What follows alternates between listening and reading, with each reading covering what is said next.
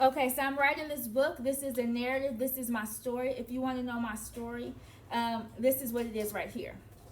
I'm going to start at the beginning. I'm writing this book, but it's important you guys take this journey with me because this is a book that had needed to come out years and years ago, but I never had enough courage to say it until I had my son. And then I was like, you know what? It's time for me to speak up. Okay? It's time for me to speak up. So, what my family wants me to forget is what this book is called. What my family wants me to forget. I don't know where to start, but I will start with I know everything that happened when I was a young girl. My mother, my father, my aunts, my uncles, and my family, they want me to forget all the abuse, the mental prisons, the molestation with different family members, and my mother, the sex trafficking. I remember it all in that White House. I will never forget those traumatic experiences. Let's go back to one of these traumatic experiences. From my mother putting that, sleepy juice. You know that juice that just make you real sleepy. You know that juice that make you, I can't move my hands sleepy. I'm real tired. Well, one thing about me, y'all, I was a fat, chunky kid. So I love to eat. I still love to eat. So as I was eating, right, I didn't drink so much of the sleepy juice because I had so much food in my belly that I was really full off the food. So I didn't drink a lot of that sleepy juice, but I did have some. Enough to get me sleepy with everybody else, me and my sisters. Well, one night, I didn't have enough sleepy juice. And I remember my eyes waking up slowly, but I couldn't get up. And then I went back to sleep. See, I was in and out with my consciousness during that time, fighting that sleepy juice. Well, the portion of the sleepy juice. And so, let me just set this here, you guys. And so as I'm drinking this sleepy juice, right, I wake up again. This time, it's just me, by myself, on the bed, and my dad's laying across with his legs crossed like he always lay. And I'm sitting on the bed, and my mother is rubbing my back. Now, I was going to read it to you guys, but really, I don't need to put it on paper. I remember it. I don't need to write it down. But I did because this book will be published. And it won't be a long book because we're just going to go over the important facts here. Detailed facts. Because it's important people know that I will not forget anything. So my dad's laying there across the bed with his legs crossed. And I feel his hands rubbing my back. First I can feel somebody touch my hair. I had long hair with braids. And they would touch my hair. And then I hear, my Nanda, as they rubbing my back. Yeah. And only one person calls me Nanda. And that is my mother. So confused, again, I'm in and out of sleep. And they wait till I get all the way to sleep where my eyes is closed, I'm on the bed. I hear what I now know as a door closing, but it was a slam, a slight slam, but enough to know it was a door. I'm back unconscious because of sleepy juice. I can't stay up this whole time now, y'all. I'm in and out with the sleepy juice, right? Because remember, I'm still a kid. Then this time I feel something down there in that area. And it feels like I have to pee, and it's tight right there. It feels like I have to pee, but my pee is stuck as I write in this story. It's stuck. And I feel a lot of pressure, and I can't wiggle because I can't move, and my arms is resting like this. And I actually drew a picture in high school of me resting my hands on a man's shoulder like this. Because I remember then. And my mother used to say, you look so restless. You look so like you just a damsel in distress. Like you just want somebody to hold you. She had no idea I remember that I was a damsel in distress with the sleepy juice when somebody was on top of me and I looked helpless, and I was helpless. See, I remember. And I never forget it. And that's why I started posting, you guys, because I think it's important that people see what really happened. Okay? So then, yep, my dad smiled at me. My mother said, my nada nada. Okay, where are we at? So I get sleepy, right? And that all happens. So now, you guys, I wake up. My eyes still slowly, but I wake up. My head turns and it's like you can feel a man silhouette, man's thing over my body. I scream, ah! When I can finally muster some. It took a minute because again I had to fight that sleepy juice. So when I finally did, my mother, who was right outside the door, because she came in swift, and she came in there and she hurried up and grabbed a shirt that was on the side, the end of the bed. It's on like the side towards the end. She grabs and covers her face and walks in the corner of that White House. Now, how that White House is set up, okay, it's like the door. It's like you know that little crease where you kind of can turn over and go like this. That's what happened. So she hurried and covers his face. Now I can hear outside the door as they close it. Did she see you? And the person don't want to talk. But what they didn't realize is when they stood up, is when I seen them.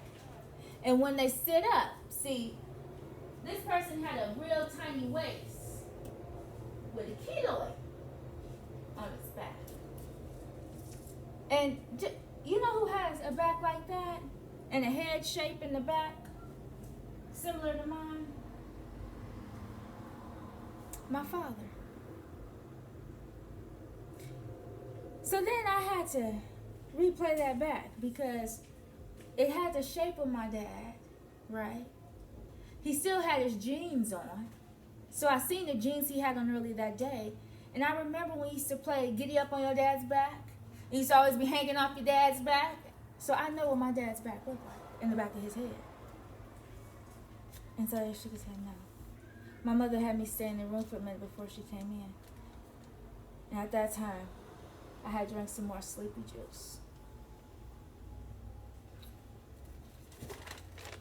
They thought that I would forget that. But that wasn't it. Oh, y'all think that was it? No. I had nightmares. Almost every night. Because I remembered that night. The nightmares were so bad that my mom had to shake me. And she would shake. Netta, come on. Netta, wake up, Netta. Netta, wake up, Netta. Netta, wake up, Netta. Wake up. She would shake me because she was scared. Because I was still there at that moment. And I remembered it. And she would shake. And shake and shake. And when that didn't work, she just slapped. Come on. Come on, you gotta wake up. You gotta wake up. This is what she would do. And I know you guys are like, how can she just switch and go to that? Because I was there. I remember it as if I was there. And so my mother then goes ahead. I start biting my lip like my mother too, because it's like a nervous feeling because I kept having nightmares. So what they did was they had me sleep with them in between the bed. Not with my other sisters. It was just me and them in between the bed. And that was even worse. Now, there's been many times those sleepy juices were had, but it was other people watching us. You know, my mother loves to keep certain type of men around her. The men who likes children. Like my dad and his family. like many people, she kept around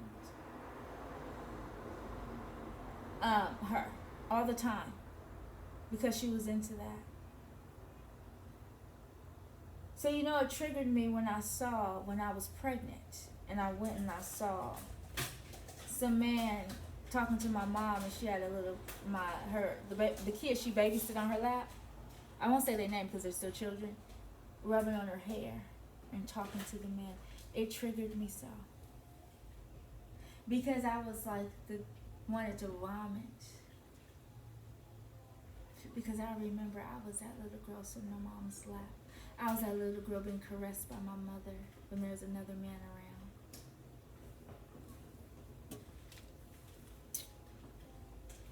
So where were we in the story?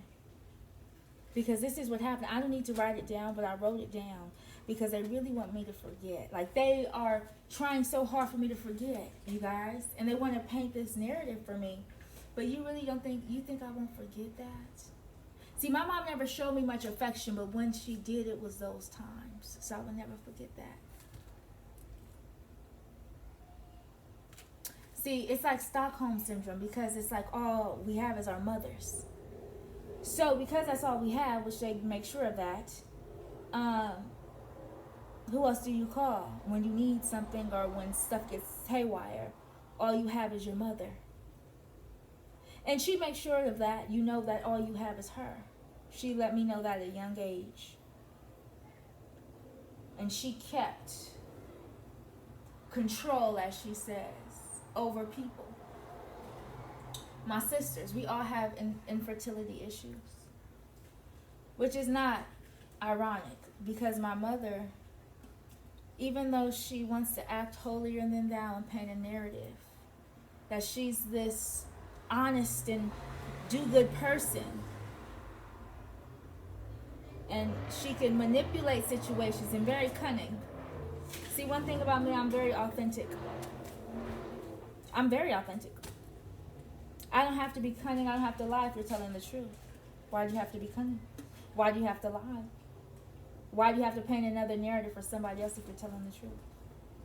Well, I'm going to tell my truth. And my truth is, my mother wants me to forget that she allowed men to molest me, including my father as we grew up, and my sisters as well, and she thought I'd forget it. She wanted me to forget. She would pay practitioners so I can forget overseas, so I can forget that what happened to her, because she does not want me to remember. But I would never forget those moments in that White House when I was a little girl. I would never forget those incidents. And you know, it's so odd that she was so afraid I wouldn't wake up. She was terrified because she knew the things that she was doing then, and she was having me do then.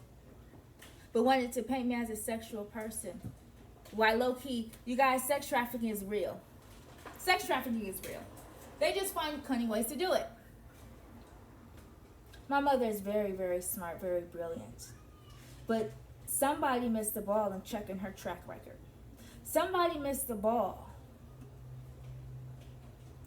in going over her files and seeing the patterns of when people say something about her, they always recant their story. When people speak about her, they always recant it because they're afraid of her. Why do people recant their stories when they say it? If they are adamant about something and how they feel, why would they recant it? Why would they take it back? Was that child still in the house when they took back those words? Yes. So most likely abuse was going on with that child. So that child was afraid to say anything else about that person. Yes. See, the reason why I can come on here authentic and be true is because I've been honest the whole time. My mother loves being in control. And unfortunately, Stockholm Syndrome is real, even if it's by your mother. And yes, it's a setup. My mother, she thinks I don't know the things that she has done, but she wants me to forget and nobody to believe me.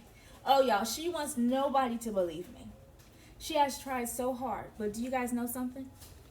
Why did God say have faith as a mustard seed? A small little tiny seed. Why would he say that? If the whole world believed in God, why would he say have faith as a mustard seed? Because nobody believed. They say they did, but they didn't. Because he wouldn't ask for a mustard seed of faith. Being the most powerful, why would he ask for a mustard seed? Because nobody had faith in him. Well, I can tell you, nobody had faith in me, and nobody has ever had faith in me, but I've always kept going. Always. Always kept going. No matter the situation. No matter the circumstances. I've always pushed through. Okay? And they think by manipulating me, by painting a certain narrative for me, by trying to call me crazy, say I have mood swings, say I have all these different things which are false and not true. See, what I have is a lot of common sense to know when people are just trying to paint their own narrative. Because the doctor didn't say that until my mother spoke to them on the phone. To try to say, whoa, but diagnosed with something, but this, and that, because she wants to have my son. Why does she want my son, you guys? Because the foster kids that she has, they're getting older in age. And she's setting one up to have kids, right? She said one was going to have kids. And the other one was like, yeah, I have 6. I have 4. How many do you want? And the other one's going to go to college. So she's going to be able to get money, right? For the foster care's kid, now that she's 17. And the foster kid's like, yeah, I'm going to have these kids. I'm going to have this kid. I'm going to have that kid. She would. Because they know they're going to have money.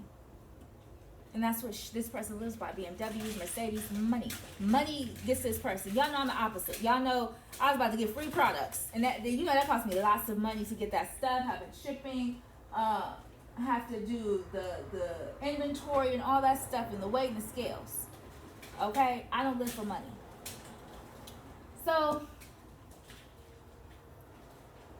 what she does is, she wants to get my son because my son's about to get some money. Okay? He's going to get some money. So, what did my mother say? Oh, well, I want some income. So, what I'll do is, I'll go ahead and I'll just have, take care of this one and then have this one have a baby. So, now she has 2 and she gets 2 of that income because remember, there's 2 of them. So, if one leaves, right, she no longer has that income. And then they're getting older in age. So she wants to have that money for security purposes. Oh, trust me, she was getting paid when she was, these people was babysitting me. See, we thought she was paying them to babysit us. But it was the opposite. They were paying her to babysit us. That is the beginning of my book. That will be published, that will come out. And it's not going to be a long book because I want this to come out ASAP. It might be like 10, 15 pages. And there's more to it too. I was 6. There's so much. See, she thinks I would forget. See, she's trying so hard. She has her friends working with her. She's spending lots of money overseas, lots of money on different practitioners to scramble up things so I can forget. See? But do you really think I would forget those type of experiences? And when I tried to say something, that I tried to speak up, finally I had the courage. I was in high school. I had the courage to say, no, she don't need to take care of no more kids. No. She doesn't need to. She doesn't need to. I can't take this no more. I can't watch her do this to some other kids. I tried to talk to the counselor about it, and of course she painted her whole narrative for them, like I'm just this bad kid who wants attention. And of course she beat the shit out of me. Make sure there's no bruises because she's smart. Then she goes to talk shit to me, belittle me, and said, you better tell those people that I'm a good mother and that you lie. So I have to go there. And they should know by the look on my face when somebody forces you to say something, but they couldn't get the message I was trying to relay to them. They didn't get it.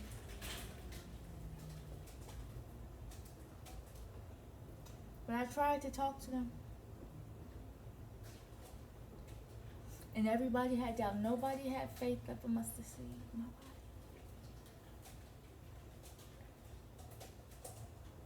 So I continued to cope with my trauma as my mother belittled me. That's why I'm not a teacher. Because that's why I'm not an artist. Because the belittlingness. And you need to have confidence to finish it in artwork. You don't have confidence to finish up, a good painting. You don't have confidence to be a teacher. You gotta have confidence to do these things. So what did she do? She belittled me. Then if you think that was the end of the sex trafficking when I was a kid, oh no, trust me, it didn't end. My mother tries to get full control. Full control. And so now here she is trying to get a lawyer to battle me. So she can have my son. So she can take him to celebrity parties and have him sit on pedophiles' lap. On other men's lap. And have him hold him. And one time I tried to video camera when she was holding them, because trust me, I didn't just go to my mother's. Why would I be around my mother after all that stuff? It's not just Stockholm Syndrome, right? There's other reasons why my mother just, you guys, where I just can't all of a sudden, I just have to go to my mother's house. I just have this urge to go to mom's house. Now for all my intelligent people, you guys know what's going on. See, my mother thinks she's so clever because she's played the system and got away with a lot of stuff since 1993, 1996. And there's been a couple more, but those for sure dates. And I was young. How would I know I was a baby then? In 1996, how would I know those dates are important? But somebody missed on the paperwork. Somebody didn't pay attention to a lot of red flags and red signs. Somebody missed the ball game. And in turn, I had to go through trauma on my own. I did. And I learned how to cope. By myself. For a very long time. And so now here it is, my mother. So bad once. So bad. Once my son. She's brought the Lord to go against me. Just to have him. Just so she can have that money, that stability, that income. Just so she can have him around other people at parties and stuff. Now, I've been through it. Somebody needs to check her track record because somebody missed and skipped the ball. And in turn, I suffered from it, but I suffered by myself. There's records of that. Go back to school records. Go back. There's records of stuff. And yes, she tried to say I was on drugs, and then they drug test me. I said, you're not even on drugs. What is it? There's no marijuana in your system. This is when I was 14, 15. I had to go. After talking to a therapist, I had lied. So I was going to psychiatry class, in college psychiatry class. And I said, my teacher said we have to see a psychiatrist just so I can have somebody to talk to. Just so I can speak to somebody. My teacher didn't say we had to see a psychiatrist.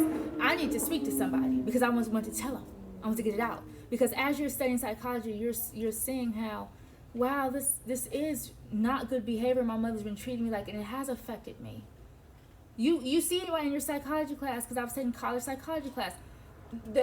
They have my records. Look at it, it's there. I was taking psychiatry class, so I lied and told her I need to see a psychiatrist just so I can tell them. They said, no, she doesn't need to be with her mother. Because I told them the honest truth, how she talks to me, what she calls me, how she slaps me around, how she says, oh, what she say? What you looking at, bitch? I'll knock your block off. And laughs and thinks it's funny. So, this is my mother. But let you see her, she'll be like, hey, yes, how can I help you? But I'm the insane one. This is just what I see all my life. That's why I never went against her again, because after that, I'm like, nobody's going to believe me. Nobody has a faith of a mustard seed. Not one person. And it's unfortunate, because that's all a child needs, is somebody have faith in them. Right? Now,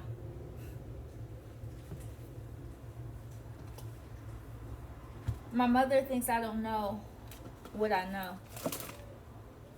And she's working hard at trying to have me forget the deed she had done that was so unjust to me and unfair to me my entire life. Because if you thought the abuse ended there, it did not. It didn't. But the abuse ends here. The abuse ends here. Even though I am 29 years old. And yes, I've been through a lot in my life. Deliberately, from family, purposely, intentionally. Because it's about money, it's about greed for them. When I literally ask me if I'm getting a cut.